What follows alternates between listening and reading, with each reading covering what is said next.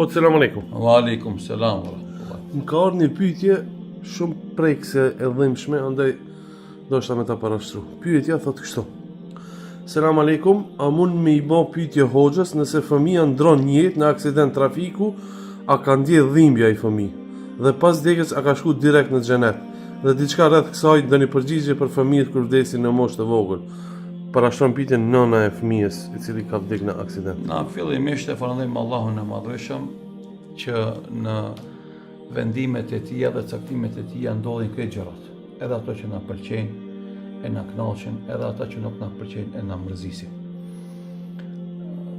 Lavdet dhe bekimet ja dërgoi Muhamedit sallallahu alaihi wasallam, i cili është modeli jon të gjitha situatat e jetës.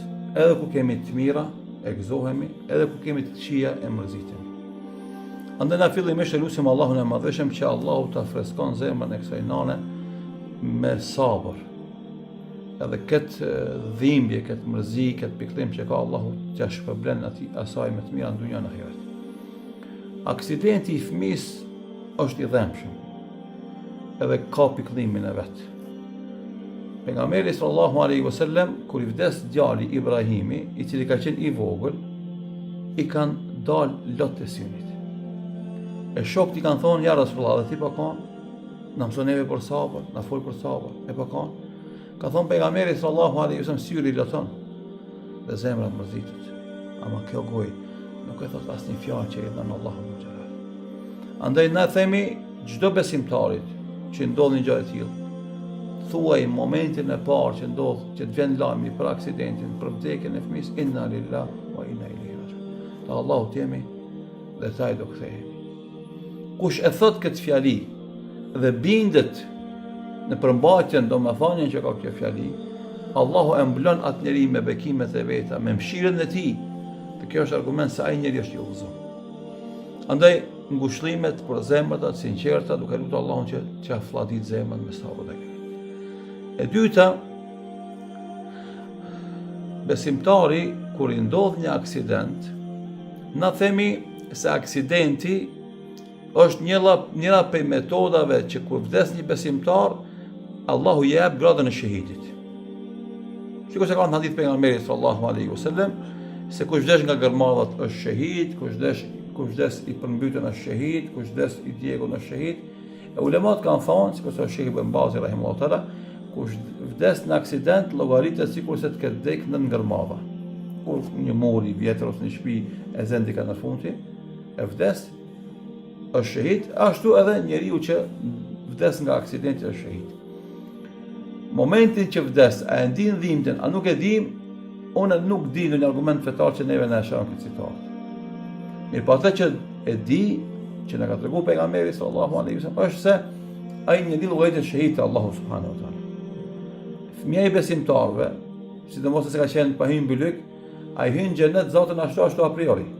Se fëmijët e besimtarëve janë banorë të xhenetit. Po nëse plus vdes në aksident, Allahu i jep edhe grada të larta. Grada që u jep shahidave, atyre dëshmorëve që luftojnë për ta ngritur fjalën e Allahut xhelal, për ta mbrojtur vatanin e tyre, për ta mbrojtur nderin e tyre, për ta mbrojtur pasurinë e tyre. E s'ka dyshim se kjo vdekje megjithëse ka pikëllimet e veta, i ka urtësitë e veta. E para është kjo domethënë, grada e madhe që i jepet këtij fëmijës në xhenet, në anën tjetër e Allahut është ajo që të ka dhënë. Ta ka dhënë disponim 1 vjet, 5 vjet, 7 vjet, 10 vjet, edhe ta ka marrë. Unë falenderoj Allahun për atë që sa ta ka dhënë. Edhe krahasoj veten me ato që s'kan hiç. Edhe ai si e të kalon jetën. Normalisht edhe lutë Allahun e Madhëshëm që Allahu me ta letu dhimbjen, me ta paksu mërzin, me ta fresku shpirtin, e inshallah taala një ditë edhe na kena me dalë për kësaj bote, inshallah boni bashkë në xhenet atje, prindi me evladin e vet. E gëzoni të mirat e Allahut atje në xhenet, sepse fundi kjo jetë është kalimtare.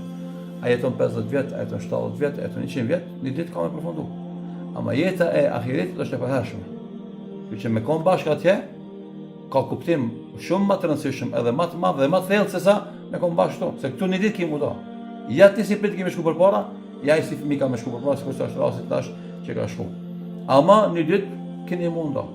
Inshallah jeni bashkë në xhenet, Allahu i Madhëshëm atë e bën banor të xhenetit, i jep galla të larta në xhenet, juaj e freskon zemrat me sabër dhe garet, e inshallah taala ju ruan nga çdo fatkeqësi dhe e keqe që ka mundësi në këtë botë. Zoti ja mbush zemrën me dashuri për Allahun e Madhëshëm, ja mbush zemrën me dashuri për pejgamberin sallallahu alaihi wasallam, i cili është modeli jon, edhe aty ka vdekë jo një fëmijë, po pikë fëmijëve që ka pas veç vajza Fatime ka vdekë mas vdekjes pejgamberit sallallahu alaihi wasallam. Këtë ka vdekë përpara. Që është argument, se domosht 7 fëmijë ka pas, 6 ka vdekë, të qenë gjallë, veçën edhe të mëdhej. Edhe ka pas sabër. E kjo është modeli më i mirë që na e kemi para vetes. E inshallah Allahu va mbush zemrën me dashuri për pejgamberin sallallahu alaihi wasallam, e pastaj va kompenzon çdo fatkeqësi, çdo sprovë që ndodh me shumë të mira në këtë botë, e inshallah taala fund u jep xhenetin juve dhe gjithë familjes suaj e bëni bashkë xhenet inshallah taala. Hoxha, Allahu të shpërbleft për këtë përgjigje që ja dham një nënës së mërzitur e cila na ka shkruar një letër. Inshallah ngushëllohet nga kjo video. Allah inshallah jep sabër dhe garet dhe ja mbush zemrën me dashnin dhe Allahu subhanahu wa taala, se kjo është ngushlimi më i madh inshallah taala. Amin. Selam aleikum. Wa alaikum salam.